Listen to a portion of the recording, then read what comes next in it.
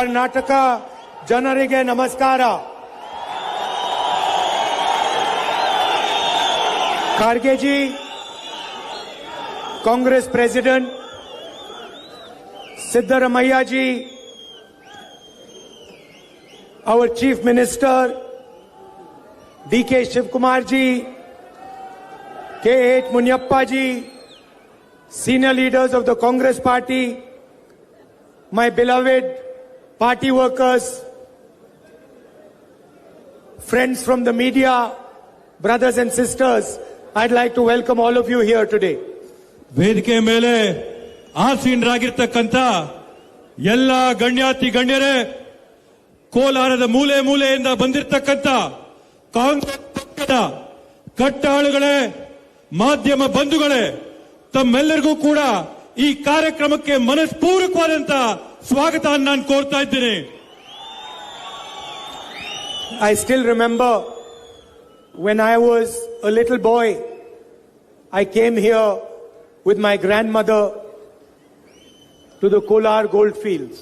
ಇವತ್ತಿಗೂ ನನಗೆ ನೆನಪಿದೆ, ನಮ್ಮ ಅಜ್ಜಿ ಅವರಾದಂತ ಶ್ರೀಮತಿ ಇಂದಿರಾ ಗಾಂಧೀಜಿ ಅವರ ಜೊತೆ ಇದೇ ಕೋಲಾರದ ಚಿನ್ನದ ಗಣಿಗೆ ಬಂದು ಇಲ್ಲಿ ಓಡಾಡ್ದಂತದ್ದು ನನಗೆ ನೆನಪಿದೆ. And I remember going all the way down into the mine where it was very hot and meeting all the workers over there. ನನಗೆ ನೆನಪಿದೆ, ಗಣಿಯ ಸುರಂಗದ ಒಳಗಡೆ ಹೋಗಿ ಆ ಬಿಸಿಲಲ್ಲಿ ಅಲ್ಲಿರ್ತಕ್ಕಂಥ ಕಾರ್ಮಿಕರನ್ನ, ಅಲ್ಲಿ ಕೆಲಸ ಮಾಡ್ತಿರೋರ್ನ ನೋಡಿರ್ತಕ್ಕಂಥದ್ದು, ಮಾತಾಡಿರೋದು ನನಗೆ ನೆನಪಿದೆ. And I remember they had a gold brick over there that symbolized the wealth that Kolar gives to India. ಅಲ್ಲಿ ಕೆಳಗೋದಾಗ ಅಲ್ಲಿ ಚಿನ್ನದ ಒಂದು ಇಟ್ಕೆನ ನಾನು ನೋಡಿದೆ. ಆ ಇಟ್ಕೆ ನೋಡಿದಾಗ ನನಗೆ ಗೊತ್ತಾಯ್ತು, ಕೋಲಾರದಲ್ಲಿರ್ತಕ್ಕಂಥ ಸಂಪನ್ಮೂಲ ಬೆಲೆ ಆಸ್ತಿ ಆ ಕೋಲಾರದ ಗಣಿಯಲ್ಲಿದೆ ಅಂತ ಹೇಳಿ. You used to give it through gold and now you give it through hard work, agriculture. ಮೊದಲು ತಾವೆಲ್ಲರೂ ಚಿನ್ನನ ತೆಗೆದು ಪರಿಶ್ರಮ ಮಾಡ್ತಾ ಇದ್ರಿ. ಇವತ್ತು ನೀವು ಕಾರ್ಮಿಕರಾಗಿ, ರೈತರಾಗಿ ದುಡಿಮೆ ಮಾಡಿ ಗೌರವ ತರ್ತಾ ಇದ್ದೀರಾ. I learned a lot about politics from my grandmother. ನಾನು ರಾಜಕಾರಣದ ಬಗ್ಗೆ ಕಲ್ತಿರೋದು ಗುರುಗಳು ಯಾರಾದ್ರೂ ಇದ್ರೆ ಅದ್ ನಮ್ಮ ಅಜ್ಜಿ ಅವರಾದಂತ ಇಂದಿರಾ ಗಾಂಧೀಜಿ ಅವರಂತೇಳಿ ನಾನು ಹೆಮ್ಮೆಯಿಂದ ಹೇಳ್ತೀನಿ. And I did not even understand when I was small that she was teaching me many things about politics. ನಾನು ಸಣ್ಣ ಹುಡುಗನಾಗಿದ್ದಾಗ ನನಗೆ ಆ ಕ್ಷಣದಲ್ಲಿ ತಿಳುವಳಿಕೆ ಆಗಿಲ್ಲ. ನಮ್ಮ ಅಜ್ಜಿ ನುಡಿದಂತ ಪ್ರತಿಯೊಂದು ಪದ ಕೂಡ ನನಗೆ ರಾಜಕಾರಣಕ್ಕೆ ತಯಾರು ಮಾಡಿಕೊಡ್ತಾ ಇದ್ದಾರೆ ಅಂತ ಹೇಳಿ. Now, many people, they think politics is very complicated. ಸುಮಾರು ಜನ ಏನ್ ಅನ್ಕೊಂಡಿದ್ದಾರೆ ಅಂದ್ರೆ ರಾಜಕಾರಣ ತುಂಬಾ ಕಷ್ಟದ ಕೆಲಸ, ಚದುರಂಗದ ಆಟ ಅನ್ಕೊಂಡಿದ್ದಾರೆ. They think you have to make all sorts of calculations, you have to plan, you have to think about many different things. ಜನ ಏನ್ ಅನ್ಕೊಂಡಿದ್ದಾರೆ ಅಂದ್ರೆ ರಾಜಕಾರಣ ಮಾಡ್ಬೇಕಂತಂದ್ರೆ ಸಾಕಷ್ಟು ಲೆಕ್ಕಾಚಾರಗಳನ್ನ ಹಾಕ್ಬೇಕು, ಸಾಕಷ್ಟು ಪ್ಲಾನ್ಗಳನ್ನ ಹಾಕ್ಬೇಕು, ಬೇರೆ ಬೇರೆ ರೀತಿಯಲ್ಲಿ ಆಲೋಚನೆ ಮಾಡಬೇಕು ಅಂತದ್ದನ್ನು ಅನ್ಕೊಂಡಿದ್ದಾರೆ. But this was not Indira Gandhiji's way of doing politics. ಆದ್ರೆ ಇದು ನಮ್ಮ ಅಜ್ಜಿಯವರಾದಂತ ಇಂದಿರಾ ಗಾಂಧೀಜಿಯವರು ಈ ರೀತಿಯಾದಂತ ರಾಜಕಾರಣನ ಮಾಡಲಿಲ್ಲ. In all her lessons that she taught me, every single lesson, there was actually only one lesson. ಅವರು ನನಗೆ ಹೇಳಿಕೊಟ್ಟಂತ ಎಲ್ಲಾ ಪಾಠಗಳಲ್ಲಿ ಅವ್ರು ನನಗೆ ಮಾತಾಡಿದಾಗ ಎಲ್ಲ ಕೂಡ ಪ್ರಮುಖವಾಗಿ ಒಂದು ಅಂಶನ ನನಗೆ ಹೇಳಿದ್ರು. And with that one lesson, you can understand everything you want to understand about politics. ಆ ಒಂದು ಪಾಠದಿಂದ, ಆ ಒಂದು ಮಾತಿಂದ ರಾಜಕಾರಣದ ಬಗ್ಗೆ ಪೂರ್ತಿ ನಾವು ಅರ್ಥ ಮಾಡ್ಕೋಬಹುದು. She said once to me, Rahul, the leader only has one job. ಅವರು ನನಗೆ ಒಂದ್ ಮಾತು ಹೇಳಿದ್ರು, ರಾಹುಲ್, ನಾಯಕನಂತಂದ್ರೆ ನಾಯಕನಿಗಿರ್ತಕ್ಕಂಥದ್ದು ಒಂದೇ ಕೆಲಸ, and one technique. ಮತ್ತೆ ಒಂದು ತರದ ಪದ್ಧತಿ. All the leader has to do is search carefully for unfairness. ಒಬ್ಬ ನಾಯಕ ಏನ್ ಮಾಡ್ಬೇಕಂದ್ರೆ ಹುಡುಕಿ ಸಮಾಜದಲ್ಲಿರ್ತಕ್ಕಂಥ ತಾರತಮ್ಯಗಳನ್ನ ಗುರುತಿಸಂತ ಲಕ್ಷಣ ನಾಯಕ. And where one sees unfairness, without any fear, without backing down, one must challenge that unfairness. ಒಬ್ಬ ನಾಯಕನಿಗೆ ಸಮಾಜದಲ್ಲಿ ತಾರತಮ್ಯ ಕಾಣಿಸಿದಾಗ ಹೆಜ್ಜೆ ಹಿಂದೆ ಹಿಡಿದೆ ಎದೆ ಗುಂದದೆ ಆ ಒಂದು ತಾರತಮ್ಯನ ನಿರ್ಮೂಲ ಮಾಡೋ ಕೆಲಸನ ನಾಯಕರು ಮಾಡಬೇಕಾಗ್ತದೆ. In every single lesson she ever taught me, this was the crux. ಅವರು ನನಗೆ ಹೇಳಿಕೊಟ್ಟಂತ 10 ಹಲವಾರು ಪಾಠಗಳಲ್ಲಿ ಇದೇ ಅತ್ಯಂತ ಪ್ರಮುಖವಾದಂತ ಪಾಠ. If you challenge unfairness, you will get hurt, you will get abused, you will get attacked. ನೀವು ಈ ತಾರತಮ್ಯಗಳನ್ನ ಪ್ರಶ್ನೆ ಮಾಡಿದಂತ ಸಂದರ್ಭದಲ್ಲಿ ಸಮಾಜದಲ್ಲಿರ್ತಕ್ಕಂಥ ಒಡಕುಗಳನ್ನ ಪ್ರಶ್ನೆ ಮಾಡಿದಾಗ ನಿಮ್ಮ ಮೇಲೆ ಹಲ್ಲೆ ಆಗುತ್ತೆ, ನಿಮ್ಮನ್ನ ಪ್ರಶ್ನೆ ಮಾಡ್ತಾರೆ, ನಿಮ್ಮನ್ನ ಹೀಯಾಳಿಸ್ತಾರೆ. The more abused you are getting, the more attacks that are coming on you, the better you are doing your job. ನಿಮ್ಮ ಮೇಲೆ ಎಷ್ಟು ಹಲ್ಲೆ ಆಗುತ್ತೆ, ನಿಮ್ಮನ್ನ ಜನ ಎಷ್ಟು ಹೀಯಾಳಿಸ್ತಾರೆ, ಎಷ್ಟು ಅವಮಾನ ಮಾಡ್ತಾರೆ, ಅಷ್ಟೇ ಒಳ್ಳೆ ಕೆಲಸ ನೀವು ಮಾಡ್ತಾ ಇದ್ದೀರಂತ ಅದು ಸೂಚನೆ ಇದೆ. And your only duty is never to get scared, never to back down. ನಿಮ್ಮ ಒಂದೇ ಕರ್ತವ್ಯ ಎಂದಿಗೂ ಕೂಡ ಭಯ ಪಡಬಾರದು, ಎಂದಿಗೂ ಕೂಡ ಒಂದ್ ಹೆಜ್ಜೆ ಹಿಂದಕ್ಕಿಡಬಾರದು ಅನ್ನಂತ ಒಂದು ಮಾತು. This is the only real lesson in politics and in life also. ಇದು ರಾಜಕಾರಣದಲ್ಲಾಗಿರ್ಬೋದು, ಸರ್ವೇ ಸಾಮಾನ್ಯ ಬದುಕಿನಲ್ಲಾಗಿರ್ಬೋದು, ನಾವು ಪ್ರತಿದಿನ ಅಳವಡಿಸ್ಕೋಬೇಕಾದ್ದು ಇದು ಒಂದು ಪಾಠ ಮಾತ್ರ. And if you look at India today, you will find that the government in Delhi is the master of spreading unfairness. ಇವತ್ತು ನೀವು ಒಂದು ಮಾತನ್ನ ಸೂಕ್ಷ್ಮವಾಗಿ ಗಮನಿಸಿದ್ರೆ, ಈ ದೇಶದಲ್ಲಿ ದೆಹಲಿಯಲ್ಲಿ ಕೇಂದ್ರದಲ್ಲಿರ್ತಕ್ಕಂಥ ಸರ್ಕಾರ ಏನಿದೆ, ಈ ತಾರತಮ್ಯಗಳನ್ನ ಅನ್ಯಾಯನ ಹರಡಿಸೋದ್ರಲ್ಲಿ ನಂಬರ್ 1 ಇದೆ. I will give you some examples. ನಾನು ನಿಮಗೆ ಕೆಲವೊಂದು ಉದಾಹರಣೆ ಕೊಡ್ತೀನಿ. The richest men in this country, 25 rich men, billionaires. The Prime Minister has forgiven 16 lakh crore rupees in bank loans to these people. ಇವತ್ತು ಈ ದೇಶದಲ್ಲಿರ್ತಕ್ಕಂಥ ಸುಮಾರು 25 ಜನ ಬಂಡವಾಳ ಶಾಹಿಗಳು, ಕೋಟ್ಯಾಧೀಶ್ವರರು, ಇವರಿಗೆಲ್ಲರಿಗೂ ಕೂಡ ಈ ದೇಶದ ಪ್ರಧಾನ ಮಂತ್ರಿಗಳು 16 ಲಕ್ಷ ಕೋಟಿ ರೂಪಾಯಿಗಳ ಸಾಲನ ಇವತ್ತು ಮನ್ನಾ ಮಾಡಿದ್ದಾರೆ. The common citizen immediately, when he hears such a number, he asks, how big is this number? What does this number actually mean? ಒಬ್ಬ ಸಾಮಾನ್ಯ ಪ್ರಜೆಗೆ ಇಂಥ ಒಂದು ದೊಡ್ಡ ಸಂಖ್ಯೆ ಕೇಳಿದಾಗ ಅವನ ಮನಸ್ಸಲ್ಲಿ ಸಹಜವಾಗಿ ಒಂದು ಪ್ರಶ್ನೆ ಬರ್ತದೆ, 16 ಲಕ್ಷ ಕೋಟಿ ಅಂದ್ರೆ ಏನು, ಇದು ಯಾವ್ದಾಗುತ್ತೆ ಅಂತ ಹೇಳಿ. And the answer is very simple. The Prime Minister gave 22 people the amount of money that is required to run Manrega in India for 24 years. ಇದಕ್ಕಿರ್ತಕ್ಕಂಥ ಉತ್ತರ ಸರಳವಾದಂತ ಉತ್ತರ.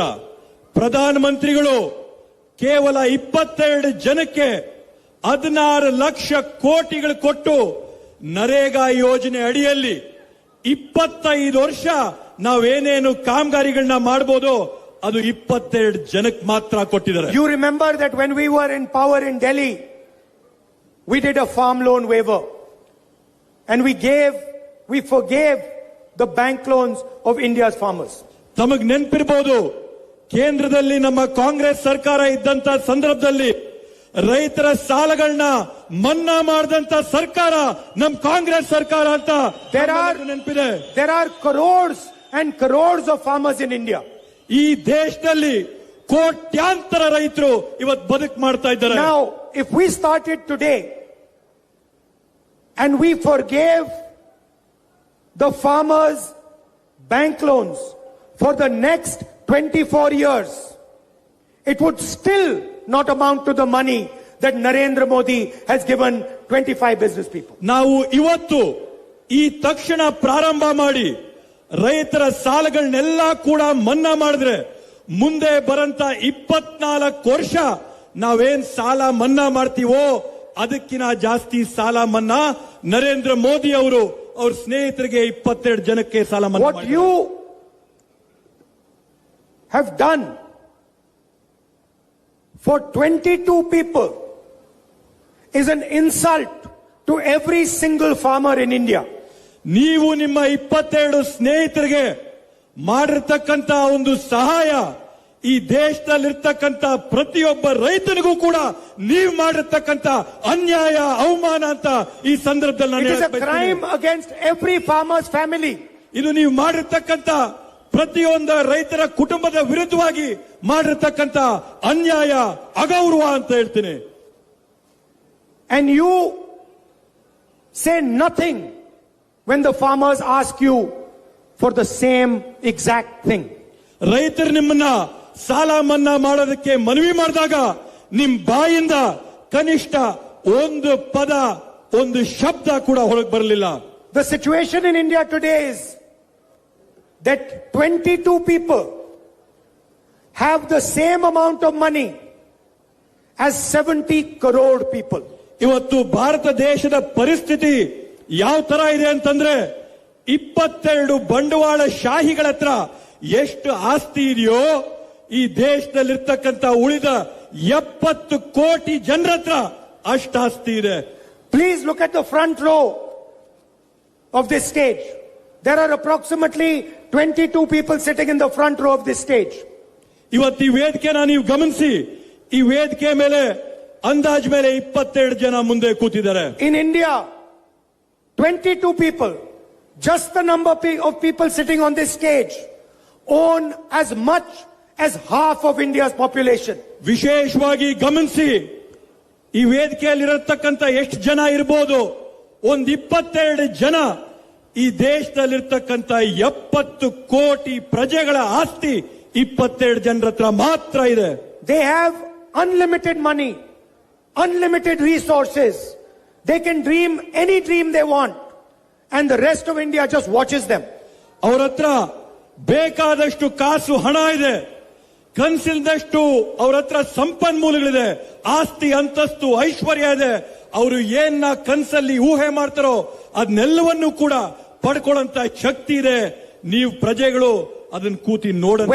Wherever Mr. Adani wants money, doesn't matter how poor the family is, doesn't matter if they are starving. If Mr. Adani wants that land, Mr. Narendra Modi can get him that land. ಇವತ್ತು ಪರಿಸ್ಥಿತಿ ಯಾವ ತರ ಆಗಿದೆ ಅಂತಂದ್ರೆ, ಅದಾನಿ ಅವ್ರಿಗೆ ಯಾವ ರೈತನ ಭೂಮಿ ಬೇಕೋ ಆ ರೈತನ ಸಂಕಷ್ಟದಲ್ಲಿರ್ಲಿ, ಹೊಟ್ಟೆ ಹಸ್ಕೊಂಡಿರ್ಲಿ, ಕಾಸಿಲ್ದೇ ಇರ್ಲಿ, ನರೇಂದ್ರ ಮೋದಿ ಆ ಭೂಮಿನ ಕಿತ್ತು ಅದಾನಿ ಅಂಬಾನಿ ಕೈ ಕೊಡ್ತಾರೆ. He wants Mumbai airport.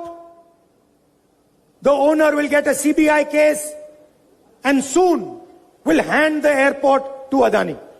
Adani ಅವ್ರಿಗೆ ಮುಂಬೈಯಲ್ಲಿರ್ತಕ್ಕಂಥ ಏರ್ಪೋರ್ಟ್ ಬೇಕು ಅಂತ ಅವ್ರು ಆಸೆ ಪಟ್ರೆ ನರೇಂದ್ರ ಮೋದಿ ಅವರು ಅವ್ರ ಹತ್ರ ಇರ್ತಕ್ಕಂಥ ಇಡಿನ, ಐಟಿನ, ಸಿಬಿಐನ ಅವ್ರ ಮೇಲ್ ಬಿಟ್ಟು ಆ ಏರ್ಪೋರ್ಟ್ ನ ಅದಾನಿ ಕೈ ಕೊಡ್ತಾರೆ. He wants the storage facility of our farmers. He will get the storage facilities of our farmers. ಇವತ್ತು ಅವ್ರಿಗೆ ರೈತರ ಗೋದಾಮುಗಳು ಬೇಕಂತಂದ್ರೆ, ನಾವು ಶೇಖರಣೆ ಮಾಡಿರ್ತಕ್ಕಂಥ ಬೆಳೆಗಳು ಬೇಕಂತಂದ್ರೆ ನರೇಂದ್ರ ಮೋದಿ ಅದಾನಿಗೆ ಅದನ್ನ ಕೊಡ್ತಾರೆ.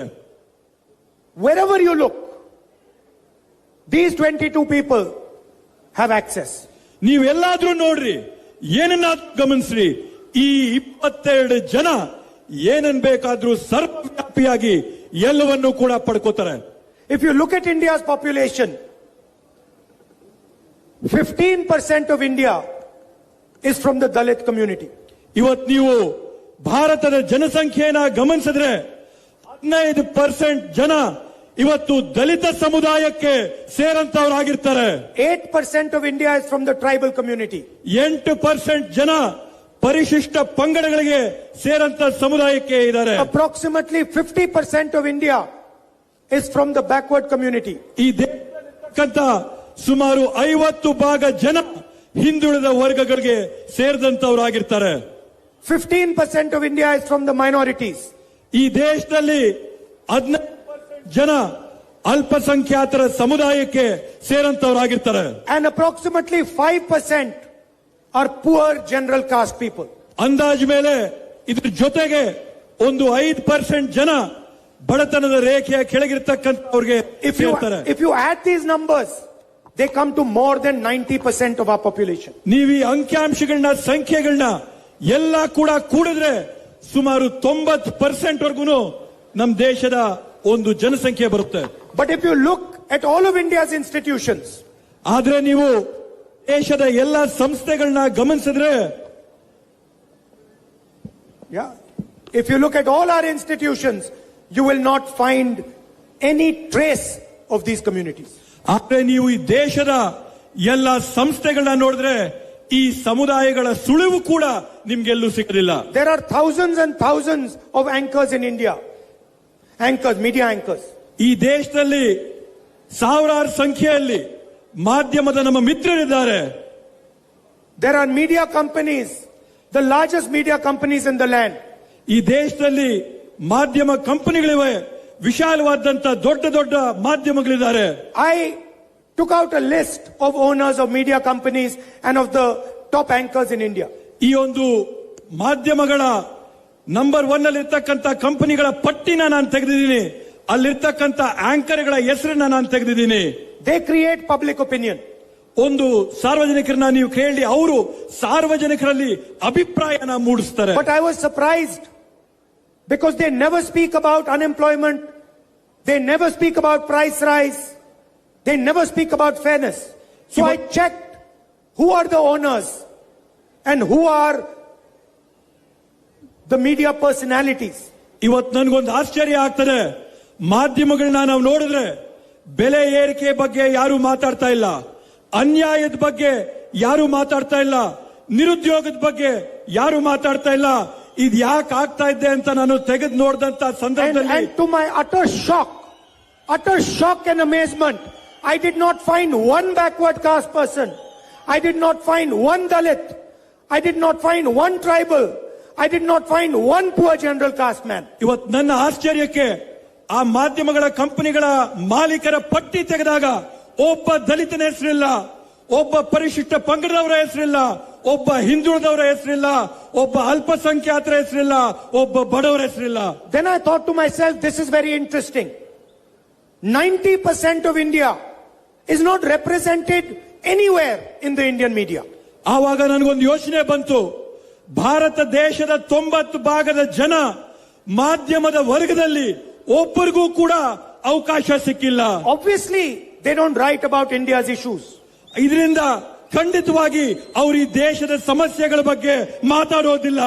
Then I said, now let me check the largest corporates in this country. Then I said, let me check the largest corporates and businesses in this country. ಆಮೇಲೆ ನಾನು ಹೇಳಿದೆ, ಈ ದೇಶದಲ್ಲಿರ್ತಕ್ಕಂಥ ಅತ್ಯಂತ ದೊಡ್ಡ ಕಾರ್ಖಾನೆಗಳು, ಕಂಪನಿಗಳು, ಉದ್ಯಮಿಗಳನ್ನ ನಾನು ತೆಗೆದು ನೋಡಿದೆ. I took out the list of the top 200 companies in India. ನಾನು ಈ ಭಾರತ ದೇಶದಲ್ಲಿರ್ತಕ್ಕಂಥ ಪ್ರಮುಖವಾದಂತ 200 ಉದ್ಯಮಿಗಳ ಪಟ್ಟಿನ ನಾನು ತೆಗೆದು ನೋಡಿದೆ. Including those 22 people. ಆ 22 ಜನರ ಬಗ್ಗೆ ನಾನು ಏನ್ ಮಾತಾಡಿದೆ, ಆ 22 ಜನರನ್ನ ಸೇರಿ I got a list of the senior management of these companies. ಈ ಎಲ್ಲ ಉದ್ಯಮಿಗಳ ಮೇಲ್ವರ್ಗದ ಅಧಿಕಾರಿಗಳ ಪಟ್ಟಿನ ನಾನು ತೆಗೆದು ನೋಡಿದೆ. And then I looked at them and I found, to my shock, that there is not a single backward caste person who owns these companies. There is not a single Dalit, not a single Adivasi. None of them are owned by 90% of India. ಈ ದೊಡ್ಡ ಉದ್ಯಮಿಗಳು, ದೊಡ್ಡ ಕಾರ್ಖಾನೆಗಳ ಪಟ್ಟಿ ನಾನು ತೆಗೆದು ನೋಡಿದಂತ ಸಂದರ್ಭದಲ್ಲಿ ಆ ಉದ್ಯಮಿಗಳ ಕಾರ್ಖಾನೆಗಳಲ್ಲಿ ಒಬ್ಬ ದಲಿತರ ಮಾಲೀಕರಿಲ್ಲ, ಒಬ್ಬ ಹಿಂದುಳಿದ ವರ್ಗದವರಿಲ್ಲ, ಒಬ್ಬ ಪರಿಶಿಷ್ಟ ಪಂಗಡದವರಿಲ್ಲ, ಒಬ್ಬ ಬಡ ಕುಟುಂಬದಿಂದ ಬಂದಂತವರಿಲ್ಲ. I called some of them. I know them. I called them. And I said, do you realize this? Do you realize that there are no Dalits, no OBCs in your management? They kept quiet. ಇವತ್ತು ನಾನು ಅವ್ರಿಗೆ ಚಿರಪರಿಚಿತನಾಗಿನಿ, ಅವ್ರಿಗೆ ನಾನು ಗೊತ್ತು. ಅವ್ರಿಗೆ ನಾನು ದೂರವಾಣಿಯಲ್ಲಿ ಕರೆ ಮಾಡಿ ಅವ್ರನ್ನ ನಾನು ಪ್ರಶ್ನೆ ಮಾಡಿದೆ, ನಿಮಗೆ ಗೊತ್ತಿದೆಯಾ ನಿಮ್ಮ ಉದ್ಯಮಿಗಳಲ್ಲಿ, ನಿಮ್ಮ ಕಂಪನಿಗಳಲ್ಲಿ, ಮೇಲ್ವರ್ಗದ ಹುದ್ದೆಗಳಲ್ಲಿ ಯಾರು ದಲಿತರಿಲ್ಲ, ಹಿಂದುಳಿದ ವರ್ಗಗಳವ್ರು ಯಾರು ಇಲ್ಲ, ಪರಿಶಿಷ್ಟ ಪಂಗಡದವ್ರು ಯಾರು ಇಲ್ಲ, ಬಡವರು ಯಾರು ಇಲ್ಲ ಅಂತ ನಾನು ಅವ್ರನ್ನ ಪ್ರಶ್ನೆ ಮಾಡಿದೆ. So 90% of India is not represented in corporate India. ಇವತ್ತು ಲೆಕ್ಕ ಹಾಕಿದ್ರೆ 90% ಭಾರತೀಯರು ನಾವು ಯಾರಿದ್ದೀವಿ ಈ 200 ಕಾರ್ಖಾನೆಗಳಲ್ಲಿ ನಮ್ಮ ಯಾವುದೇ ಒಂದು ಪ್ರತಿನಿಧಿ ಕೂಡ ಅಲ್ಲಿಲ್ಲ. Then I thought to myself, okay, maybe 90% of India is represented in government. ಆವಾಗ ನಾನು ಆಲೋಚನೆ ಮಾಡಿದೆ, ಬಹುಶಃ 90% ಭಾರತೀಯರು ನಾವೇನಿದೀವಿ, ಸರ್ಕಾರದಲ್ಲಾದ್ರೂ ನಮ್ಗೊಂದು ಅವಕಾಶ ಭಾಗಿತ್ವ ಇರುತ್ತೆ So ಅನ್ಕೊಂಡೆ. I got the list of the 90 most important bureaucrats in the country, the people who run the government of India, IAS officers who decide every single rupee that is spent in the budget.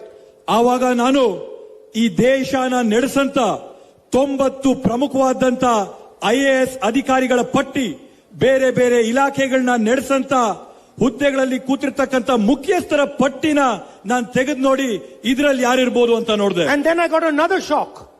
ಆವಾಗ ನನಗೆ ಮತ್ತೊಮ್ಮೆ ಆಶ್ಚರ್ಯ ಆಯಿತು. OBCs are 50% of India. ಹಿಂದುಳಿದ ವರ್ಗದವರು ಈ ದೇಶದಲ್ಲಿ 50% ಇದೀವಿ. 3 out of 90 officers belong to the OBC community. ಆದ್ರೆ ಹಿಂದುಳಿದ ವರ್ಗಗಳಲ್ಲಿ 90 ಅಧಿಕಾರಿಗಳಲ್ಲಿ ಬರೀ 3 ಮಾತ್ರ ಹಿಂದುಳಿದ ವರ್ಗಗಳಿಗೆ And they sit ಸೇರಿದವರು. in some backward office and have hardly any responsibility. ಅವ್ರಿಗೂ ಕೂಡ ಒಂದ್ ಯಾವುದೋ ಕೆಲ್ಸಕ್ಕೆ ಬಾರದೇ ಇದ್ದಂತ ಡಿಪಾರ್ಟ್ಮೆಂಟ್ ನ ಕೊಟ್ಟು ಹಿಂದೆಗಡೆ ಎಲ್ಲೋ ಕೂರಿಸಿದ್ದಾರೆ. 15% are Dalits. There are 3 Dalit officers. 15% ಈ ದೇಶದಲ್ಲಿ ದಲಿತರಿದ್ದಾರೆ, ಆದ್ರೆ ದಲಿತ ಅಧಿಕಾರಿಗಳಿರಂತದ್ದು ಬರೀ 3 ಮಾತ್ರ. 8% are Adivasis. There is 1 Adivasi officer. 8% ಜನ ಇವತ್ತು ಪರಿಶಿಷ್ಟ ಪಂಗಡಕ್ಕೆ ಸೇರಿದಂತವ್ರದೇ, ಆದ್ರೆ ಪರಿಶಿಷ್ಟ ಪಂಗಡಕ್ಕೆ ಸೇರಿದಂತ ಒಬ್ಬ ಅಧಿಕಾರಿ ಇದ್ದಾನೆ. And the most amazing and insulting statistic, ಇದೆಲ್ಲಕ್ಕಿಂತ ಆಶ್ಚರ್ಯ ಆಗಂತದ್ದು, ಅವಮಾನ ಆಗಂತ ಒಂದು ಅಂಕಿಅಂಶ ಏನಂದ್ರೆ, out of the entire budget of India, ಈ ದೇಶದ ಸಂಪೂರ್ಣ ಆಯವ್ಯಯದಲ್ಲಿ officers from Dalit community, OBC community, tribal community only are responsible for 6.5 rupees out of 100. ಲೆಕ್ಕ ಹಾಕೊಳ್ರಿ, ಈ ದೇಶದ ಆಯವ್ಯಯದಲ್ಲಿ 100 ರೂಪಾಯಲ್ಲಿ ದಲಿತರು, ಹಿಂದುಳಿದ ವರ್ಗದವರು, ಹಾಗೇನೆ ಪರಿಶಿಷ್ಟ ಪಂಗಡದ ಅಧಿಕಾರಿಗಳು 100 ರೂಪಾಯಲ್ಲಿ ಬರೀ 6.5 ರೂಪಾಯಿಗೆ ಮಾತ್ರ ಜವಾಬ್ದಾರಿ ಇರ್ತಕ್ಕಂಥದ್ದು. Imagine 90% of India has no say in how the budget is going to be distributed. ಇವತ್ತು ನೀವು ಲೆಕ್ಕ ಹಾಕೊಳ್ರಿ, 90% ಈ ದೇಶದ ಜನಕ್ಕೆ ಈ ದೇಶದ ಆಯವ್ಯಯಗಳ ಹಂಚಿಕೆ ಯಾವ ತರ ಆಗುತ್ತೆ ಅಂತೇಳಿ ಅದರಲ್ಲಿ ಅವ್ರಿಗೆ ಮಾತಾಡಕ್ಕೂ ಕೂಡ And ಒಂದು so then ಅವಕಾಶ I ಇಲ್ಲ. started to ask myself, where are the OBCs? Where are the Dalits? Where are the Adivasis? Where are the poor general caste? Where are the minorities? Where do they work? ಆವಾಗ ನಾನ್ ಪ್ರಶ್ನೆ ಮಾಡಿದೆ, ಈ ದೇಶದಲ್ಲಿರ್ತಕ್ಕಂಥ ಹಿಂದುಳಿದ ವರ್ಗಗಳವರೆಲ್ಲವ್ರೆ, ದಲಿತರು ಎಲ್ಲವ್ರೆ, ಪರಿಶಿಷ್ಟ ಪಂಗಡದವರು ಎಲ್ಲವ್ರೆ, ಅಲ್ಪಸಂಖ್ಯಾತರು ಎಲ್ಲವ್ರೆ, ಈ ದೇಶದ ಬಡ ಕುಟುಂಬಗಳ ಜನರು ಎಲ್ಲವ್ರೆ ಅಂತ ನಾನು And the ಪ್ರಶ್ನೆ answer is ಮಾಡಿದೆ. very simple. They are farmers, they are laborers, and if they work in the government of India, they are contract laborers and can be thrown out any day that is chosen. ಈ 90% ಜನ ಇವತ್ತೇನಾಗಿದ್ದಾರೆ ಅಂದ್ರೆ ಕಾರ್ಮಿಕರಾಗವ್ರೆ, ರೈತರಾಗವ್ರೆ, ಸರ್ಕಾರದಲ್ಲಿ ಹೊರಗುತ್ತಿಗೆಯ ಆಧಾರದ ಮೇಲೆ ಇವತ್ತು ಬೇಕಂದ್ರೆ ನಾಳೆ ಹೊರಗಾಕಂತ ಸ್ಥಾನಗಳಲ್ಲಿ ಕೆಲಸ ಮಾಡ್ತಾವ್ರೆ. Is this the type of India that we want? ನಿಮ್ಗೆಲ್ಲರಿಗೂ ಇಂಥ Bharat ಬೇಕಾಗಿದೆಯಾ? Where 95% of India had nothing to say, nothing to do, nowhere to go? ಇಂಥ ದೇಶ ಬೇಕಾಗಿದೆಯಾ? 95% ಭಾರತೀಯರಿಗೆ ಒಂದು ಧ್ವನಿ ಇಲ್ಲ, ಎಲ್ಲೂ ಹೋಗಕ್ ಅವಕಾಶ ಇಲ್ಲ, ಅವರ ಪ್ರತಿಭೆಯನ್ನ ತೋರಿಸ್ಕೊಳ್ಳಕ್ ಸಾಧ್ಯ ಇಲ್ಲ. ಇಂಥ ಭಾರತ ಬೇಕಾ? When we forgive farmers, bank loans, they say we are spoiling farmers. ನೀವು ರೈತರ ಸಾಲ ಮನ್ನಾ ಮಾಡಿದಾಗ ಇವ್ರು ಏನ್ ಹೇಳ್ತಾರೆ, ನೀವು ರೈತರನ್ನ ಕೆಡಿಸ್ತಾ ಇದ್ದೀರಾ ಅಂತ. But when Mr. Narendra Modi forgives 25 years of Manrega money, then they are not spoiling the richest people in the land. ಆದ್ರೆ ಇವತ್ತು ನರೇಂದ್ರ ಮೋದಿ ಅವರು 25 ವರ್ಷಗಳಿಗಾಗಷ್ಟು ನರೇಗಾ ಹಣನ ಸಾಹುಕಾರ್ಗೆ ಸಾಲ ಮನ್ನಾ ಮಾಡಿದಾಗ ಯಾರು ಸಾಹುಕಾರನ ನೀವು ಕೆಡಿಸ್ತಾ ಇದ್ದೀರಾ ಅಂತ. I am not saying businessmen should not be supported. ನಾನು ಇವತ್ತು ಯಾರ್ಯಾರು ಕೆಲಸ ಮಾಡ್ತಾ ಇದ್ರೆ ಉದ್ಯಮಿಗಳಿದ್ದಾರೆ ಅವ್ರಿಗೆ ಬೆಂಬಲ ಕೊಡಬಾರ್ದು ಅಂತ ನಾನು ಅಂತ They create jobs and absolutely they should be supported. ಅವ್ರು ಇವತ್ತು ಉದ್ಯೋಗಗಳನ್ನ ಸೃಷ್ಟಿ ಮಾಡ್ತಾ ಇದ್ರೆ ಅವ್ರಿಗೆ ಖಂಡಿತವಾಗೂ ನಾವು ಬೆಂಬಲ ಕೊಡಬೇಕಾಗುತ್ತೆ. But laborers, farmers, youngsters, they also build the nation. They also should be supported. ಆದ್ರೆ ಇವತ್ತು ಕಾರ್ಮಿಕರು, ರೈತರು, ಯುವಕರು ಇವರೆಲ್ಲರೂ ಕೂಡ ಈ ದೇಶನ ಕಟ್ಟಂತವರಿದ್ದಾರೆ. ಅವ್ರಿಗೂ ಕೂಡ ನಾವು ಬೆಂಬಲನ ಕೊಡಬೇಕಾಗುತ್ತೆ. And that is why I am very proud of what the government of Karnataka is doing. ಆದ್ರಿಂದ ನಾನು ಅತ್ಯಂತ ಹೆಮ್ಮೆಯಿಂದ ಕರ್ನಾಟಕ ರಾಜ್ಯ ಸರ್ಕಾರ ಮಾಡ್ತಾ ಇರ್ತಕ್ಕಂತ ಕೆಲಸಗಳಿಗೆ ಶಭಾಷ್ ಅಂತೀನಿ. You will never hear it. You will never hear it in the media. ನೀವು ಈ ಮಾತುಗಳನ್ನ ಮಾಧ್ಯಮದಲ್ಲಿ ಯಾವತ್ತೂ ನೀವು In the ಕೇಳಿಸ್ಕೊಳ್ಳಿಲ್ಲ. media you can see Mr. Narendra Modi's face 24 hours.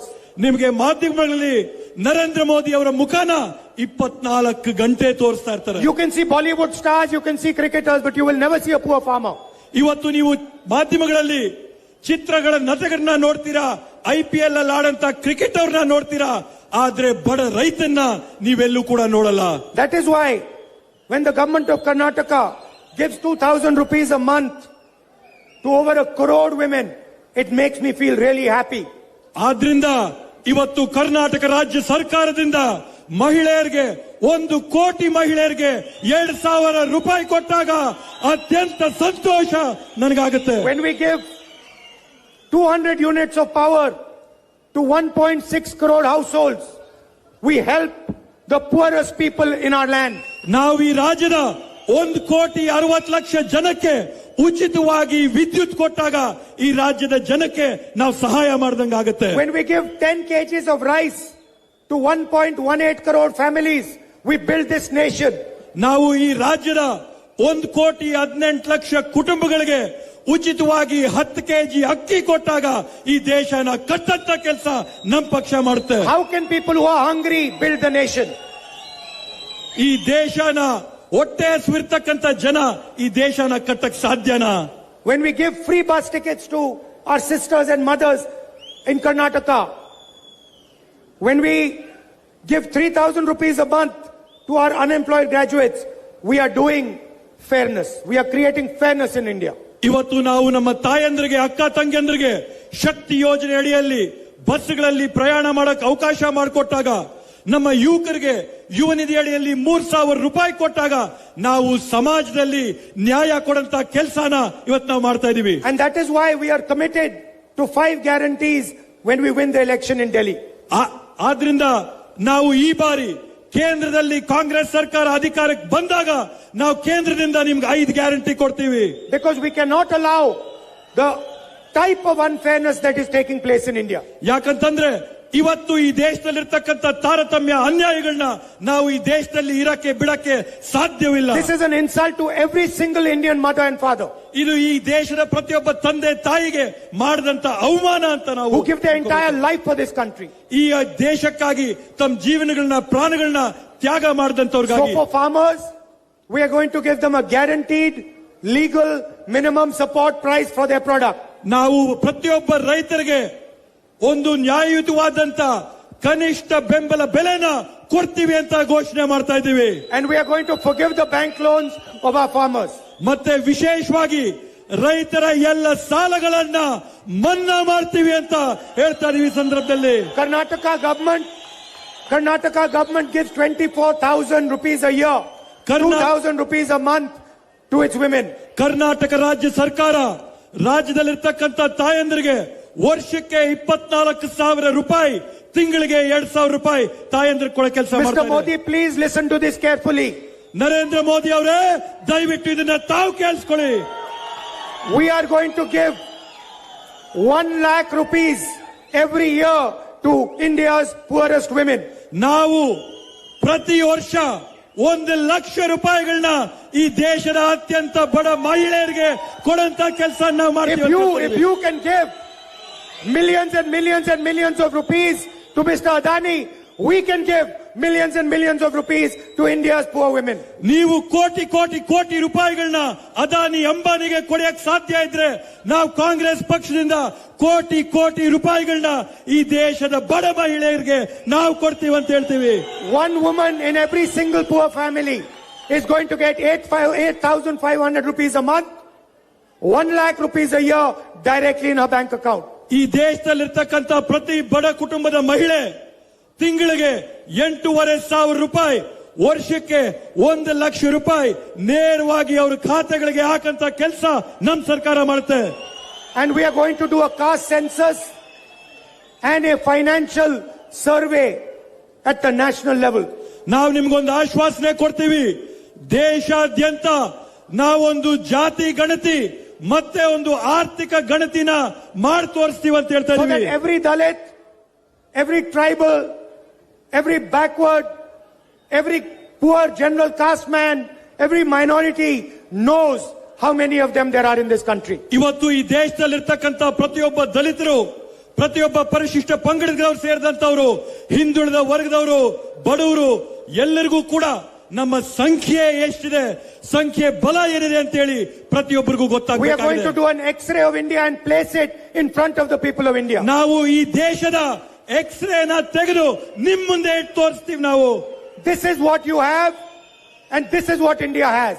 ಇದು ನಿಮ್ಮ ಸಂಖ್ಯೆ ಬಲ, ಇದು ಈ ದೇಶದಲ್ಲಿರ್ತಕ್ಕಂಥ ಬಲ ಅಂತ ನಾವು This is going to ತೋರಿಸ್ತೀವಿ. be a revolutionary step in Indian politics. ಇದು ಭಾರತ ದೇಶದ ರಾಜಕಾರಣದಲ್ಲಿ ಒಂದು ಕ್ರಾಂತಿಕಾರಿಯಾದಂತ ಹೆಜ್ಜೆ ನಾವಿಡ್ತಾ ಇದ್ದೀವಿ. And every time I mention the caste census, Narendra Modi goes quiet. ನಾನು ಯಾವಾಗ ಜಾತಿ ಗಣತಿ ಬಗ್ಗೆ ಮಾತಾಡ್ತೀನಿ, ಆ ಪ್ರತಿಯೊಂದು ಸಂದರ್ಭದಲ್ಲಿ ಕೂಡ Narendra Modi ಮಾತಿಲ್ದೆ ಮೌನರಾಗ್ತಾರೆ. Narendra Modi should tell the nation whether he is for caste census or against the caste census. Narendra Modi ಅವರು ಈ ದೇಶದ ಪ್ರಜೆಗಳಿಗೆ ಒಂದು ಉತ್ತರ ಕೊಡಬೇಕು. ನೀವು ಜಾತಿ ಗಣತಿಯ ಪರ ಇದ್ದೀರಾ, ಜಾತಿ ಗಣತಿಯ ವಿರುದ್ಧವಾಗಿದ್ದೀರಾ, ಒಂದು ಉತ್ತರ ಕೊಡಬೇಕು. The only way to give rights to poor people, to tribals, to Dalits, to OBCs, to poor general caste people is a caste census.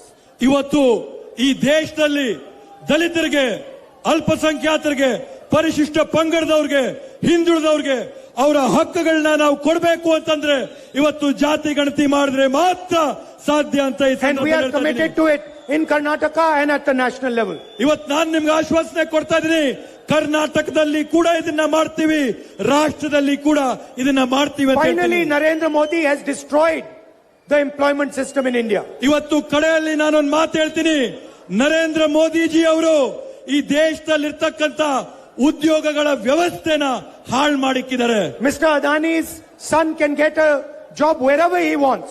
Adani ಅವರ ಮಗ ಅವ್ರಿಗೆ ಎಲ್ ಬೇಕೋ ಅಲ್ಲವರು ಉದ್ಯೋಗ ಪಡ್ಕೊಳ್ಳುವಂತ ಅವಕಾಶ And ಇದೆ. our unemployed youngsters have no opportunities available. ಆದ್ರೆ ನಮ್ಮಲ್ಲಿರ್ತಕ್ಕಂಥ ಬಡವರಿಗೆ, ನಿರುದ್ಯೋಗಿಗಳಿಗೆ ಯಾವುದೇ ಒಂದು ಅವಕಾಶ ಇಲ್ಲ.